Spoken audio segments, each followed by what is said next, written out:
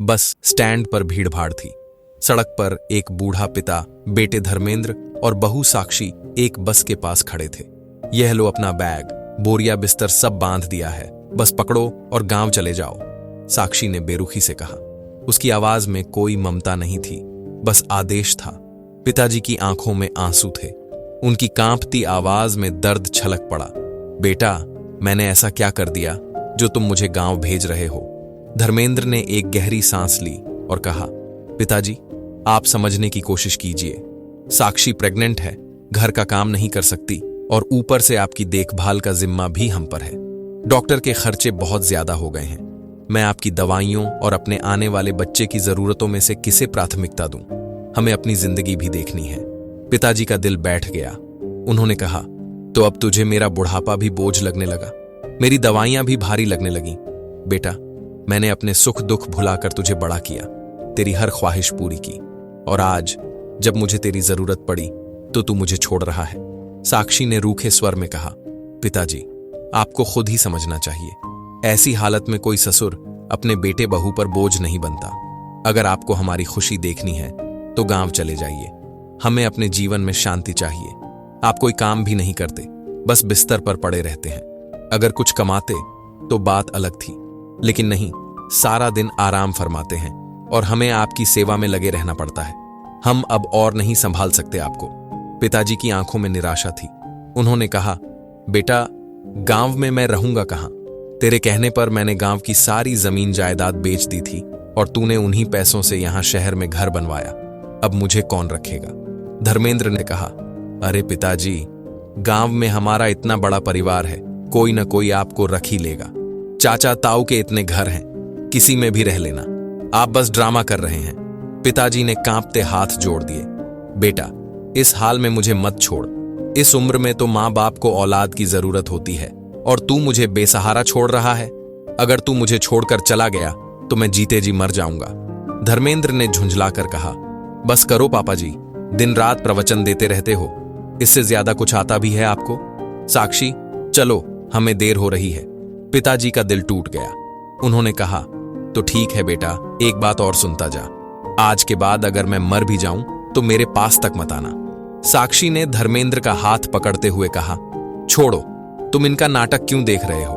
चलो यहां से, हमें लेट हो रहे हैं। वो दोनों पिताजी को अकेला छोड़कर गाड़ी में बैठकर वहां से चले जाते हैं। पिताजी वहीं खड़े रह जाते हैं और बस वहां से चली जाती है।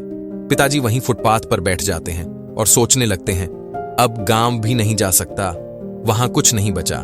बेटे के कहने पर अपनी सारी जमीन जायदाद बेच दी थी, जिससे उसने शहर में घर खरीदा। अब मेरा ठिकाना कहां है? पिताजी ऐसा सोच ही रहे होते हैं कि तभी एक चोर पिताजी का बैग चुराकर भाग जाता है। थोड़ी देर बाद जब पिताजी अपने पास में रखा हुआ बैग नहीं पाते तो वह चौंक जाते हैं। अरे, मेरा बैग कहां चला गया? यहीं तो रखा था। बैग के साथ पर्स भी चला गया, जिसमें 300-400 रुपए थे। वो होते तो कुछ दिन का गुजारा हो जाता। अब तो भीख मांगनी पड़ेगी। पिताजी सड़क पर भीख मांगने लगे। बेटा, भूख लगी है, कुछ खाने को दे दे, पिताजी ने एक राहगीर से कहा। अबे ओ नशेड़ी, यहां खाना वाना कुछ नहीं मिलेगा, चल निकल यहां से, उस आदमी ने झिड़कते हुए कहा। बेटा, मैं नशेड़ी नहीं, मुझे भूख लगी है, बस कुछ खाने को दे दो। पिताजी की आवाज भर्रा गई। अच्छा, अब मेरे से खाना मांग रहा है? नहीं दूंगा, और यहां से नहीं गया तो हाथ उठ जाएगा। तभी एक युवक आगे आया। 1 मिनट सुमित, तू कैसे बात कर रहा है अंकल से? ये हमारे पिताजी की उम्र के हैं और तू ऐसे बोल रहा है? वैसे भी ये खाना बच जाएगा, इससे अच्छा इन्हें दे दें। युवक ने पिताजी को खाना दिया। पिताजी की आंखों में आंसू आ गए। बेटा, तेरा बहुत बहुत शुक्रिया। एक वो मेरा बेटा था जिसे मैंने पाल पोस कर बड़ा किया, और एक तू है जिसने मुझे सहारा दिया। सच में तेरे माता पिता ने तुझे अच्छे संस्कार दिए हैं। उधर घर में धर्मेंद्र और साक्षी बातें कर रहे थे। फाइनली धर्मेंद्र, अब इस घर में सुकून मिल रहा है, वरना तुम्हारे बूढ़े बाप ने मेरा जीना हराम कर रखा था। उनकी टेंशन में तो मैं खुद ही बीमार पड़ जाती थी। पता नहीं गांव पहुंचा भी होगा या नहीं। साक्षी, कैसी बातें कर रही हो? शुभ शुभ बोलो। और पता नहीं पापा गांव पहुंचे भी होंगे या नहीं। तुम्हें अभी भी उस बुढ़े की चिंता है। तुम्हें मेरी परवाह करनी चाहिए। मैं प्रेग्नेंट हूं। तुम्हें पता है एक एक टेस्ट कितने महंगे होते हैं, और तुम्हारा बाप इस घर में बैठकर हजारों की दवाइयां उड़ा रहा था। अच्छा हुआ चला गया। कम से कम अब हम और हमारा बच्चा शांति से रहेंगे। धर्मेंद्र सोच में पड़ गया। तभी साक्षी कराह उठी। धर्मेंद्र, मेरे पेट में बहुत दर्द हो रहा है। धर्मेंद्र साक्षी को डॉक्टर के पास ले गया। धर्मेंद्र ने कहा, डॉक्टर साहब, हमारी आज की अपॉइंटमेंट थी। आप बता रहे थे कि आज साक्षी की रिपोर्ट आने वाली है। साक्षी की आंखों में एक अजीब सा डर था। डॉक्टर ने गहरी सांस ली और उनकी ओर देखा। सॉरी, लेकिन हमें अबॉर्शन करना पड़ेगा। बच्चे की हार्ट बीट नहीं आ रही। एक पल के लिए समय ठहर सा गया। क्या? धर्मेंद्र की आवाज कांप गई। साक्षी की आंखें चौड़ी हो गईं। डॉक्टर साहब, ये आप क्या कह रहे हैं? ये कैसे हो सकता है? अभी तक तो सब ठीक था। पहले की सारी रिपोर्ट्स नॉर्मल थीं। हर अल्ट्रासाउंड में बच्चा हेल्दी था। फिर अब अचानक ऐसा कैसे हो सकता है? धर्मेंद्र ने तुरंत डॉक्टर की ओर देखा। डॉक्टर साहब, शायद कोई गलती हुई होगी। आप रिपोर्ट दोबारा चेक करिए। हो सकता है मशीन में कोई गड़बड़ी हो या रिपोर्ट गलत आ गई हो। ऐसा नहीं हो सकता। Please doctor. डॉक्टर की आंखों में सहानुभूति थी, लेकिन उनके शब्द कठोर हकीकत लिए हुए थे। धर्मेंद्र जी, मैंने रिपोर्ट 2-3 बार चेक की है। मैं समझ सकता हूं कि आप दोनों के लिए यह स्वीकार करना कितना मुश्किल है। आप माता पिता बनने वाले थे। आपने इस बच्चे के लिए न जाने कितने सपने देखे होंगे, लेकिन सच यही है कि अब इस बच्चे की हार्ट बीट नहीं है। साक्षी की आंखों से आंसू बहने लगे। नहीं नहीं, ये नहीं हो सकता। मैंने कुछ गलत नहीं किया। मैंने कोई भारी चीज नहीं उठाई, कोई गलती नहीं की। फिर मेरा बच्चा, वह सिसकियों में डूब गई। धर्मेंद्र ने उसका हाथ थाम लिया। उसकी आंखें भी नम हो गईं। डॉक्टर, हमें कुछ तो करना होगा। कोई और तरीका? कुछ भी। डॉक्टर ने दुखी आवाज में कहा, मुझे माफ करिए, लेकिन अब कोई तरीका नहीं है। मैं आपको रिपोर्ट मंगवाकर दिखा देता हूं, ताकि आपको तसल्ली हो सके। डॉक्टर ने आवाज लगाई, काका, मिसेस शर्मा की रिपोर्ट पड़ी होगी तो आप एक बार केबिन में लेकर आ जाइए। काका रिपोर्ट लेकर कैबिन में आते हैं और कहते हैं, डॉक्टर साहब, ये लीजिए रिपोर्ट। धर्मेंद्र और साक्षी जैसे ही काका को देखते हैं चौंक जाते हैं, क्योंकि काका और कोई नहीं बल्कि उनके पिताजी होते हैं। हंगबंगाहट में धर्मेंद्र डॉक्टर से पूछता है, डॉक्टर साहब, यह कौन है? आप इन्हें जानते हैं? डॉक्टर साहब कहते हैं, एक्चुअली ये मेरे नए पीए हैं और अभी इनको ज्वाइन किए सिर्फ 2 दिन ही हुए हैं। दरअसल क्या है ना, मुझे थोड़े दिन पहले ये एक फुटपाथ पर मिले थे। मैंने उनसे पूछा, अरे अंकल जी, क्या हुआ? आप क्यों रो रहे हो? बेटा, अब मैं रोऊं नहीं तो क्या करूं? मेरे अपने बेटे ने ही मुझे घर से बाहर निकाल दिया और कहते हैं कि गांव चले जा। और गांव की सारी जमीन जायदाद बेचकर मैंने उन लोगों के लिए एक आलीशान मकान खरीद कर दे दिया, और उन लोगों ने ही मुझे उस घर में से भी निकाल दिया। ये तो बहुत गलत किया उन लोगों ने आपके साथ। अब तुम बताओ, अब मैं जाऊं तो कहां जाऊं? अगर आप चाहें तो मैं आपको नौकरी दे सकता हूं। दरअसल मेरा कंपाउंडर था जो सड़क दुर्घटना में मर गया, और अब मैं एक ऐसे व्यक्ति की तलाश कर रहा हूं जो कम से कम इतना पढ़ा लिखा हो कि वह पेशेंट्स को अटेंड कर सके, और रहने की कोई दिक्कत नहीं होगी। क्लिनिक के अंदर ही आप रह सकते हैं। साथ में आपको खाना भी आराम से मिल जाएगा कैंटीन से। क्या मुझे नौकरी मिल जाएगी ना? जी, अगर आप चाहें तो आप चलिए, मैं आपको अपनी क्लिनिक दिखा देता हूं। आइए मेरे साथ।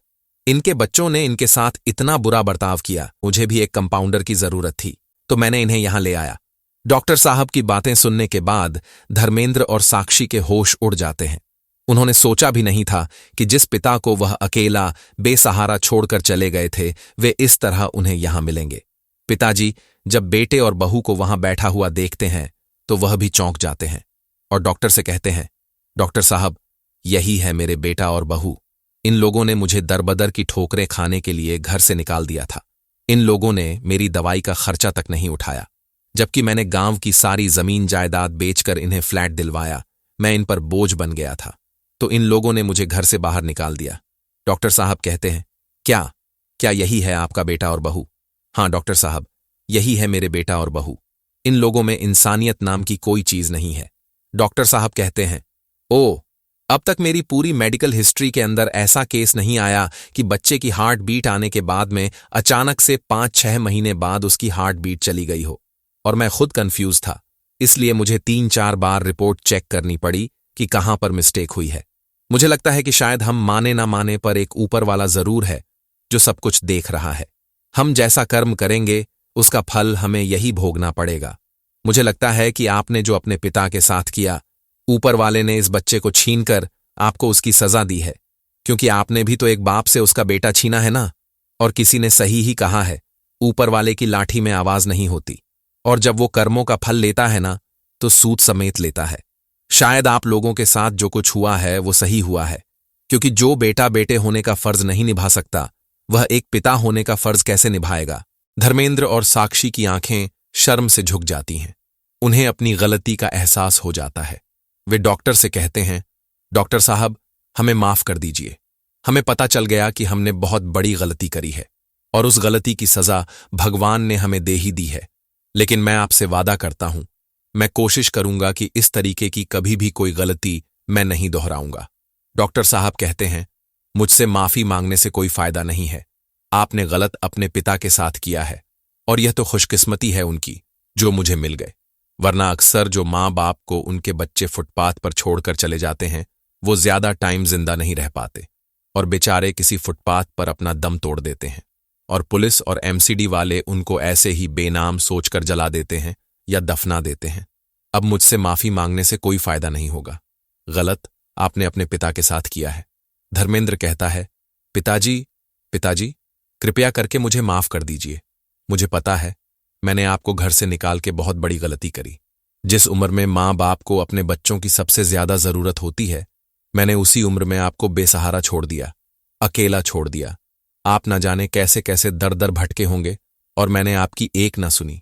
मैं आपसे हाथ जोड़ के विनती करता हूं कि आप प्लीज हमारे साथ हमारे घर चलिए। जो मुझसे गलती हुई है ना, मैं उस गलती को कभी भी दोहराऊंगा नहीं। प्लीज प्लीज हो सके तो मुझे माफ कर दीजिए।